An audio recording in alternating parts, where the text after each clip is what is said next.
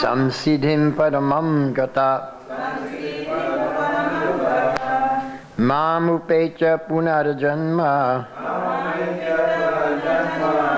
dukhalayam ashashvatam napnuvanti mahatmana samsiddhim paramam gata mam upecha punarjanma dukhalayam ashashvatam napnuvanti mahatmana samsiddhim paramam gata.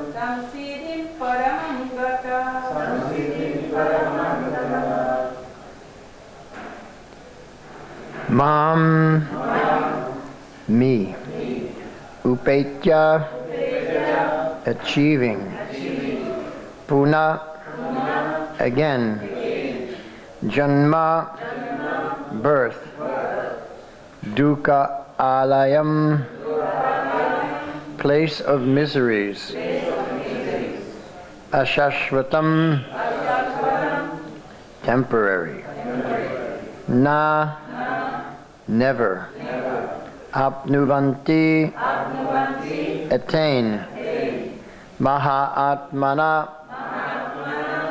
the great souls, samsiddhim, perfection, paramam, ultimate, gata, having achieved. Translation by His Divine Grace, A.C. Bhaktivedanta Swami Srila Prabhupada. After attaining me, the great souls who are yogis in devotion never return to this temporary world, which is full of miseries, because they have attained the highest perfection. So this verse is extremely important because of the 5 truths that are contained in this shloka. The first truth is mamupetya, attaining Krishna. That is the goal. The second one is the yogis in devotion. Those who practice bhakti yoga, the yogis, yogina, they're yogis in devotion. So, on the path of yoga, we have to develop this devotional mood. Number 3, such yogis never return to this temporary world. Number 4, the condition or the nature of the material world is full of miseries. And number 5, those yogis who attain Krishna have attained the highest perfection. There is no higher perfection. So that's this verse. We're going to examine and discuss this today. First we'll read Srila Prabhupada's purport. Since this temporary material world is full of the miseries of birth, old age, disease, and death, naturally, he who achieves the highest perfection and attains the supreme planet, Krishna Loka, Goloka Vrindavan, he does not wish to return. The supreme planet is described in the Vedic literature as Avyakta and Akshara and Paramagati. In other words, that planet is beyond our material vision, and it is inexplicable, but it is the highest goal, the destination for the Mahatmas, the great souls. The Mahatmas receive transcendental messages from the realized devotees, and thus gradually develop devotional service in Krishna consciousness, and become so absorbed in transcendental service that they no longer desire elevation to any of the material planets, nor do they even want to be transferred to any spiritual planet. They only want Krishna and Krishna's association and nothing else. That is the highest perfection of life. This verse specifically mentions the personalist devotees of the Supreme Lord Krishna. These devotees in Krishna consciousness achieve the highest perfection of life. In other words, they are the supreme souls, Mahatmana. So the word here in the shloka is Mahatmana, the great souls. So this is a term that Krishna is using to describe the yogis in devotion. God is calling these people, these yogis, as Mahatmas. And they are Mahatmas because on the path of yoga, devotional yoga, they Mamupecha, they attain me, they attain Krishna. So anyone who attains Krishna is obviously, clearly, a great soul. Or as Prabhupada says here, the supreme souls. We're in the group of supreme souls. Because we've entered that supreme realm where Krishna himself resides. And therefore, they never return to the material world, which is full of miseries. Dukkhalayam ashashvatam. Dukkhalayam, filled with misery. Dukkha. Ashashvatam. Everything is temporary. Temporary means there's a beginning, a middle, and an end. So what makes the material world miserable is that everything comes to an end. Whatever you place your faith or your heart or your energy in it comes to an end. It's finished. We love our family members, they all die. You know, we build up a business and then I die and it's finished. So nothing remains, nothing is permanent. So therefore, everything in this material world ends up as a cause for heartbreak. When I die, my family members are filled with heartbreak. When they die, I'm filled with heartbreak. And since the death rate is still 100%, therefore everyone ends up in heartbreak. So this is what Krishna is saying. It's dukkhalayam. It's a place of heartbreak. But when you come to the spiritual realm, there is no beginning, there is no end. Everything is eternal, full of bliss, full of loving service, and everyone is only engaged in Krishna's service. And that is ecstasy. Susukam kartum avyayam, Krishna describes in the 10th chapter. Or is it 9th? 9.2. Let's see. Yeah, 9.2, 9th chapter, 2nd verse.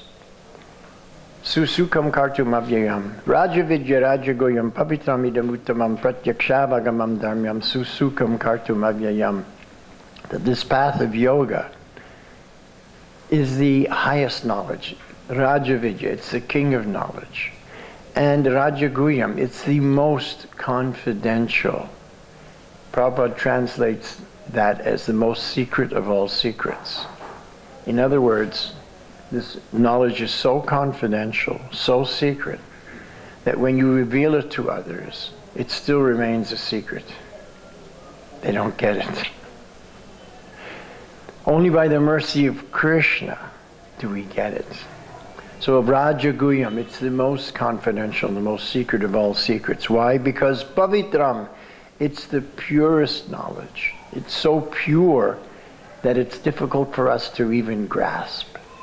Uttamam, and it's transcendental. It's beyond our experience in this world, in this realm of three-dimensional time and space.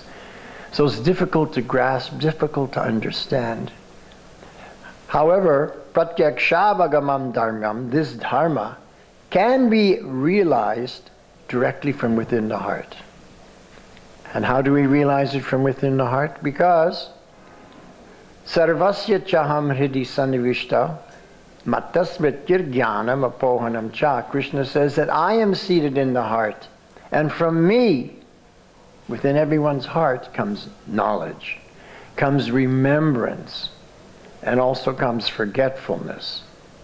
In other words, Krishna is controlling what we know, what we don't know, what we remember, what we don't remember, from within the heart. And that's depending upon our desires. So whatever I desire, Krishna fulfills that either through jnana, through smriti, or through apohan, which means forgetfulness. Another verse, Krishna says the same thing. Tesham satata yuktanam bhajatam pritipurvakam dadami buddhi yogam tam. Dadami, I give buddhi yoga, the pure intelligence of yoga. Krishna gives it. To whom? Tesham satata yuktanam, those who are constantly engaged in my devotional service. Bhajatam, as worship. Pritipurvakam, with love. Loving devotional service. Not motivated devotional service, where I'm doing it, the service, to get some benefit for me. Like maybe a material world is a horrible place. I want to get out of here. Let me do some devotional service so I can get out of this horrible place. Well, that's not for Krishna, that's for me. So this is not counted by Krishna as Prajatam Priti Purvakam, as devotional service and love. So it has to be for Krishna's benefit. I'm doing devotional service to please you, Krishna. So whenever we offer our prasad to Krishna,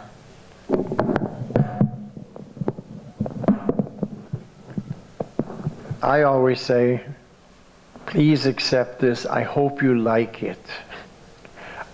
I know that you're used to Mother Yashoda's cooking and Radharani's cooking, and I'm not up to the standard. But I'm doing it to please you, so you please accept it. So, and then I do the offering. And we can tell that Krishna has accepted it by the taste. When we take that prasadam, we can taste, oh wow, Krishna has really taken this prasad. Because the taste is incredible. And if he hasn't taken it, then it's just ordinary cooking like you get in a restaurant. So after attaining me, the great souls, who are the yogis in devotion, they're experiencing susukam kartum avyayam, that everything they do is blissful. Sukham means joyful or blissful. Susukam, it's supremely joyful. It's sweeter than just joyful. It's more joyful than joyful. Susukam kartum, everything they do is more joyful. Avyayam, and there's no end to this. this joyful experience of devotional service continues expanding and increasing more and more and more and more. This is the nature of Bhakti Yoga. So that's why the Mahatmas, they never return to this dukkhalayam ashashvatam, to this temporary material world where there's heartbreak. Na apnuvanti. They never come back. They never return. They never attain to the material world again. They only attain to the spiritual realm, because that is their goal. That is their raison d'être, as they say in French, which means my reason for existence. The only reason for my existence is to serve the Lord. So here Srila Prabhupada says, the supreme planet is described in Vedic literature as Avyakta and Akshara and Paramagati. In other words, that supreme planet, Goloka Vrindavan, is beyond our material vision, and it is inexplicable, but it is the highest goal, the destination for the Mahatmas, the great souls. The Mahatmas receive transcendental messages from the realized devotees, and thus gradually develop devotional service in Krishna consciousness, and become so absorbed in transcendental service that they no longer desire elevation to any of the material planets, nor do they even want to be transferred to any spiritual planet. So the Mahatmas receive transcendental messages from the realized devotees. This is the parampara system. We are on the same path as the Mahatmas. We are receiving this transcendental knowledge from the realized devotee, Srila Prabhupada. And he has received it from his realized devotee, Bhaktisiddhanta. So in this way, this knowledge is coming to the Mahatmas from the realized devotees. And these devotees who are on this path gradually develop their Krishna consciousness, which is devotional service to the Supreme Lord. The word gradually means that it's a process. It doesn't happen like this. It's a step-by-step process. You go stage to stage to stage, higher and higher and higher and higher, and there is no end. You just keep going higher. It's avyayam, it's inexhaustible. You don't come to an end. It's always increasing, more and more. And this is the nature of the transcendental world. It's Sat Chit Ananda. It's eternal, full of knowledge, full of bliss, no beginning, no end. Everything always is. Everything always increasing. Prabhupada told us one time, like, how do we know if something is material or spiritual? I performed some activity. Was that a spiritual activity or a material activity? Prabhupada says that which is material decreases, and that which is spiritual increases. So whatever I'm doing, if it's decreasing, then it's material. But if it's increasing, then it's spiritual. So I always kept that as a benchmark for me to judge on how I'm doing, whether what I'm doing is increasing or decreasing. Then I know whether it's material or spiritual. So these Mahatmas, they only want Krishna and Krishna's association and nothing else. So in other words, they are focused. They are focused on Krishna.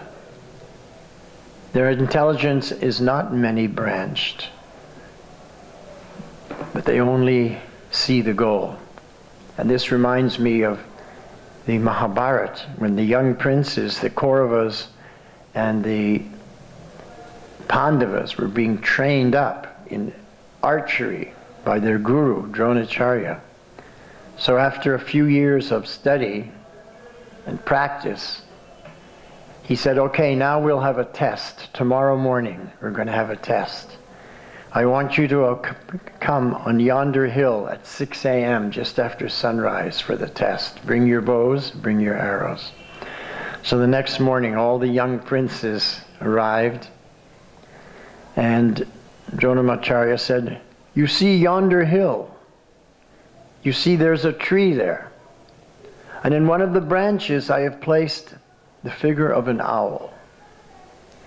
The target is the left eye of the owl. And everybody looked. Okay, one by one you come, and we'll see if you've learned your archery lessons, how skillful you are in archery. So one by one they came, they got ready, and then Dronacharya would say, what do you see? I see a bird in a tree. Don't shoot, you failed. One by one they would come. What do you see? I see an owl. Don't shoot, you failed. And every one of them, he would ask, what do you see? And then he said, don't shoot, you failed. Then Arjuna came. He readied himself. Dronacharya says, what do you see? He said, I see a left eye. He said, don't shoot, you've passed. In other words, you only see the goal. You're not distracted by anything else. And this is what Prabhupada's saying here. The Mahatmas, they only want Krishna and Krishna's association and nothing else. If we think we can have Krishna and something else, that is a great mistake. Prabhupada told this story one time. He used to tell these Bengali stories. So in the old days, before bridges were built, you came to a river, then you would go down to the ghat and you'd take a boat. And there would be these different boatmen rowing, you know.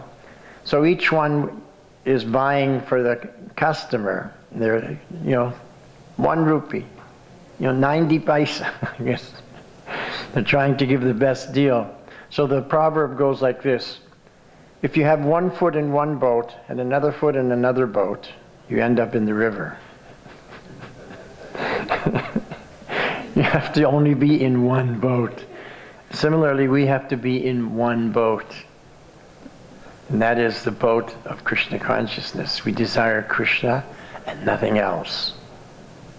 Now the wonderful thing about this is that if you desire Krishna and nothing else, then without any separate endeavor, Krishna gives to you all the things that you would like without you even having to think about it.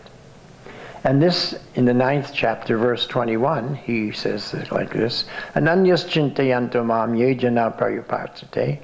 Anyone whose only thought is for me, ananya chinta, no other thought except Ananyas chintayanto mam, no other thought except for me. Ye jana prayupasate, any person who worships me like this, tesham nityabi yuktanam, to such persons, I consider that we're always connected. Krishna considers that we're connected. We may not think that I'm connected to Krishna, but Krishna thinks like that. Tesham nityabi yuktanam yogakshemam bahamyaham. And because we're connected, I will protect everything you have and carry what you lack. So I remember in 1992, I wanted to take my devotional service to a deeper level. I was ready now to go to the next stage of surrender. So I pulled out the Gita, chapter 9, verse 22, and I quoted this shloka. I said, Krishna, this is what you're saying. Now I'm going to focus more. I'm going to dedicate myself 100% to your service. But don't forget, yogakshemam bahamyam. You'll protect what I have and carry what I lack. He says, please you remember this. I had a personal talk to Krishna and I spoke like that. To make a long story short, what happened after that was amazing. Krishna made so many arrangements for me. I could never have made so many arrangements on my own. It was amazing. So Prabhupada always taught us, palena parichiyate, you judge by the result. So the result was unbelievable. I saw the hand of God everywhere, making this arrangement, making that arrangement, because I wasn't making any arrangements. When you stop making arrangements, then whatever arrangements are made, since you're not doing it, then it must be Krishna. If you want to see the hand of God in your life, then stop making arrangements. Just say, Krishna, I'm not making any more arrangements. I'm just going to surrender to you. And then see what happens. Because whatever happens then, he's doing those arrangements. Now, was it offensive for me to challenge Krishna and say, now this is what you say, I want to hold you by it? Some people may think, well, that was pretty offensive. Someone said that to me later on when I told that story. So I explained that, well, you judge by the result. So the result was very good, so obviously Krishna didn't take it as an aparad. But there's another reason why it wasn't an aparad. Because in Krishna's eyes, we are simply toddlers in devotional service. We're infants in devotional service. We can barely stand on our own 2 feet. So when the little toddler says to his father, Daddy, you don't forget me. He said, don't worry, I won't forget you.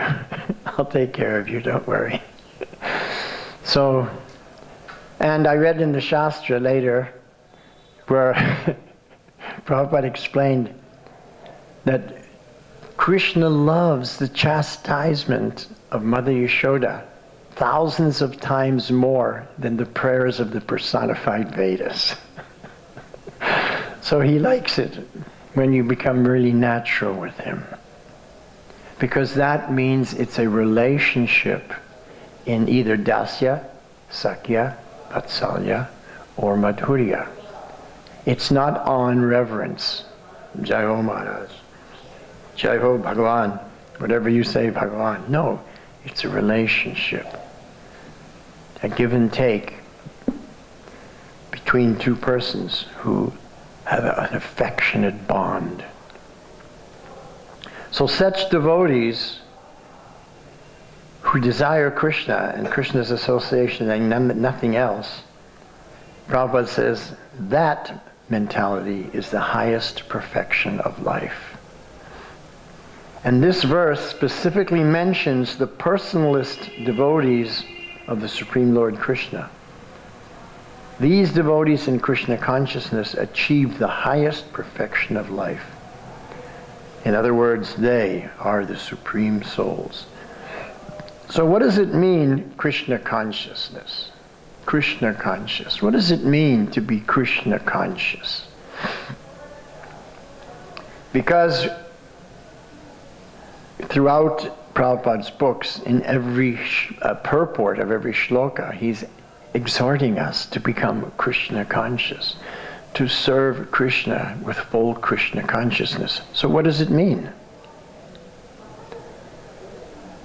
I'm asking you, what is the meaning of Krishna consciousness?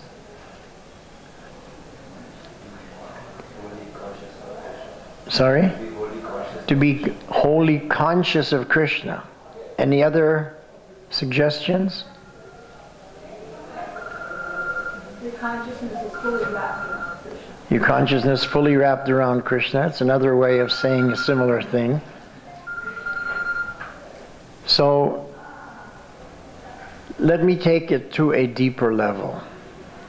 In Sanskrit, the phrase Krishna consciousness is not there. In Sanskrit, the phrase is Krishna Bhavanamrita. So, Bhavanamrita, Bhavana, Amrita. Bhavana means the feeling or the emotion you have, and Amrita means the nectar you're tasting. So Krishna Bhavanamrita means the nectar I'm tasting from my emotional feelings for Krishna. So there's no concept of the consciousness, it's all of the heart. In Sanskrit, it's all in the heart. So the word Bhavanamrita in Sanskrit and in Hindi and in Bengali, the Indian devotees can understand, But in the Western countries, there is no such word as Bhavnamrita to translate into. So Prabhupada, the closest thing he could come to was Krishna consciousness. But the problem with Krishna consciousness is we think it has to do with our consciousness, with our thoughts, with our head. But Krishna Bhavnamrita, it's clearly of the heart. Bhavna, it's your feeling, the bhav, your feeling for Krishna and the nectar, that experience. So this is why Prabhupada translated bhakti as loving devotional service, bhakti yoga, because he wanted to bring us back down to the Bhavnamrita understanding and not to get lost up here in some thinking, some intellectual understanding, remembering or thinking of Krishna. It's the feeling that we have for Krishna. Just like Mother Yashoda, the feeling she has for Krishna. Radharani, the feeling she has for Krishna. And how it manifests in their behavior. You know, on Gopashtami, Krishna and Balaram, there's a big celebration because now they are old enough to go out and take the cows to the pastures. They can herd the cows as their service all day. And everybody is so happy for Krishna and Balaram. There's a big yagya and everything. But Mother Yashoda is not happy. There's tears in her eyes. She's the only one who's not happy. Why is she not happy? They will be away the whole day without her. Exactly. Because she had Krishna 24 hours and now he's going to be gone the whole day. She can't tolerate that. How can I live without Krishna? This is Bhavnamrita. Even Radharani is thinking, how can I tolerate this? Let me dress as a cowherd boy. She dresses as Subal, so she can also go out and herd the cows, so she can be with Krishna. Because she can't tolerate for a moment separation from Krishna. When someone mentioned Lord Brahma, she said, Lord Brahma? That guy knows nothing about creation. You know, he makes eyes with lids that you blink, and for that split second, our vision of Krishna is blocked. What kind of creator is this? He doesn't know anything about Krishna Bhavnamrita. So this is the mood. So after attaining me, the great souls who are yogis in devotion, they never, never return to this temporary world which is full of miseries because they've attained the highest perfection. So there's one question here that we should examine before we come to an end, and that is, after attaining me, the great souls never return to this temporary world. How about before attaining me? Before attaining Krishna, we come back again and again and again to this temporary world which is full of miseries, full of heartbreak, where all your loved ones die, or you die and your loved ones are full of heartbreak. There's disease, there's old age, there's all these things, and everything comes to an end. So why, if we understand here is the transcendental eternal realm, here is the ashashvatam dukkhalayam world, why are we not fixed on this? What is our problem? Have we not understood the teachings? Or are we so attached to the material energy we just can't let go? I can't let go. I want you, Krishna, but I can't let go. Prabhupada gave the example, we're embracing Maya. It's not that Maya is embracing us. We're embracing Maya. Krishna, I want to come to you, but I'm embracing Maya. So, like Prabhupada explained, if you have one foot in one boat, another foot in the other boat, you end up in the river. You don't enjoy the material world, you don't enjoy the spiritual world. You drown in the river, get swept away, go down, down, down, stay in the material ocean. So we have to become resolute in purpose. And this was the prayer that I said in 1992, okay, Krishna, now I want to take it to a deeper level. I really want to surrender. I'm just going to totally give up everything. But don't forget, you have to preserve what I have and carry what I lack. And he did. So if it works for me, it works for anybody. Because before I joined this movement, I was the biggest fool number one. And somehow or other, Prabhupada took this big fool and put him in a situation where he could behave in such a way that he would not be considered a fool any longer. So before I was simple Simon, but then by Prabhupada's mercy, I became a little bit of a knowledgeable person. I could speak a little bit about transcendence. And of course, I also understand that at any moment, Krishna can pull back that Shakti, and I can again become fool number one and forget everything. So therefore, our constant prayer is, my dear Lord Krishna, please don't abandon me. Don't make me forget everything so I appear like a fool in front of everybody once again. Because as I quoted earlier, Sarvasya chaham hridi sanivishtam matta smritir jnanam apohanam cha. Krishna gives us that remembrance. The remembrance that we're spirit soul. The remembrance that we're his eternal servant. He gives us jnana. Matta smritir jnanam. He gives us the knowledge of our relationship, of what we have to do. He gives Srila Prabhupada to us so we can have these books to study so we never forget. But if we don't focus on those things, then Mata Smritir Jnanam Apohanam Cha. And he'll give that Apohan Shakti. Oh, you're embracing Maya? Well, you can't properly enjoy Maya if you're my servant, so I'll cover you right now so that you can enjoy. You can think that you're the enjoyer and that you're this body. Because when we think we're this body, then we can enjoy everything in connection with the body. But we don't want that.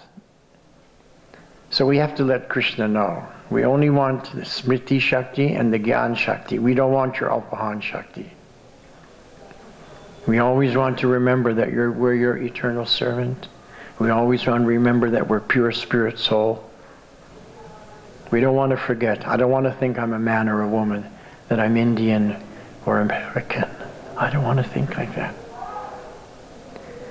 So what we have to do is open our hearts and enter into a dialogue with Krishna. We got to talk to him. If Krishna is your best friend, I mean, we talk to our best friend. We reveal our heart to our best friend. We ask for advice for our best friend. We have to do this with Krishna. If we don't, then how you can say he's your best friend? Yeah, he's my best friend, but I haven't spoken to him in lifetimes. What kind of best friend is that? I've ignored him completely. I've been chasing after this and that illusion, this and that mirage. So he's not really my best friend. So we don't want to repeat slogans. You're not that body. I'm not this body. We actually want to experience that. When I say, I'm not this body, and when Prabhupada says, I am not this body, is that the same teaching? No, because when Prabhupada says, I am not this body, it's with 100% realization that he is pure spirit soul. And when I say I'm not this body, I'm just repeating some information that I have received, but I'm not on that platform of transcendence. So we want to be on that platform of transcendence, that when we say I am not this body, I am speaking from the platform of spirit soul. Because then I can connect to people soul to soul, heart to heart. Not body to body, mind to mind, ego to ego. No, not that connection. But the soul to soul connection, the Atma connection. So, Prabhupada, many times he would quote this shloka. Kali kaler dharma harinam sankirtan. Krishna Shakti Vina Nahitar Pravartan. Which means that in Kali Yuga, the Dharma is a Harinam Sankirtan. But without being empowered by Krishna, Krishna Shakti Vina, without that Krishna Shakti, Nahitar Pravartan, then this will not go on. It's not possible. So only by Krishna Shakti is this going on. Now Prabhupada was so humble. He gave the credit. He said, I'm not doing anything. It's all Krishna Shakti. He's doing everything. So if Prabhupada is feeling that, then what about us? We should also have that same mentality. If I'm thinking that I'm doing something, but Prabhupada's thinking he's doing nothing, Krishna's doing everything, then there's some disconnect with the teachings. So I want to have the same opinion as Srila Prabhupada. I don't want to have a different opinion. Because if I have a different opinion about Prabhupada on anything, whatever it is, then I'm not representing Prabhupada. You only represent Prabhupada when you have the same opinion as him on every issue. If I have a different opinion, then I'm representing myself. So we don't want to have a different opinion than Krishna. We don't want to have a different opinion than Prabhupada. That's why we study the Shastra. We chant the holy names carefully, with care and attention, so that the holy name can enter into our consciousness and purify our hearts, so that all the misconceptions, all the dirt, all the negativity becomes purified. And what comes out is pure, transcendental understanding by the mercy of Guru and Krishna. So that's the process. So if we follow that process, then we qualify after attaining me, Mamupetya. Then this is our last life, Mamupetya. After attaining me, Punarjanma nai. There's no more Punarjanma. It's finished. Dukalayama Shashvatam, because it's a temporary, heartbreaking realm. Napnuvanti Mahatmana. Those Mahatmas, they never come back to this material world. Samsiddhim Paramam Gata. Because they have attained the perfection of returning to the supreme destination. So that should be us. We should be focused on this. Otherwise, we've wasted this opportunity given by the mercy of Prabhupada. If we don't go back to Godhead in this life, it will not be easier in the next life. It'll be more difficult, and I'll tell you why. Kali Yuga will have progressed much more. We've already seen how fast Kali Yuga is progressing in our own lifetime. What to speak of the next life. That's the first reason. Number two, there'll be so many gadgets. Like right now, we got smartphones, but there'll be so many new gadgets in the next life that will be completely absorbed, and we'll forget about spiritual life. Number three, Prabhupada will be some guru way back in the 20th century. Right now, he's very immediate. He only left a few years ago. Number four, next life, there will be no Prabhupada disciples left to share pastimes, to give us remembrances of what he said, how he shared with us. So if you think that, I won't make it in this life, maybe next life I have a better chance. No. You have a worse chance in the next life. Everything's against you in the next life. This is the best chance you've ever had in your entire existence. Obviously, because up to now we haven't gone back to Godhead, so whatever happened in the past didn't work. Now we've got this. And if we don't take advantage of this in this lifetime, then deservedly we get to be known as fool number one. Coming back again, thinking we'll do it in the next life. It's an illusion, so get serious. Do it now. Do whatever it takes. Get serious. Study the books. Chant the holy name with more concentration. Associate with those devotees who are fixed. Get serious. Take advantage of this opportunity. It'll never come again at this level. Thank you very much. Srila Prabhupada Ki Jai.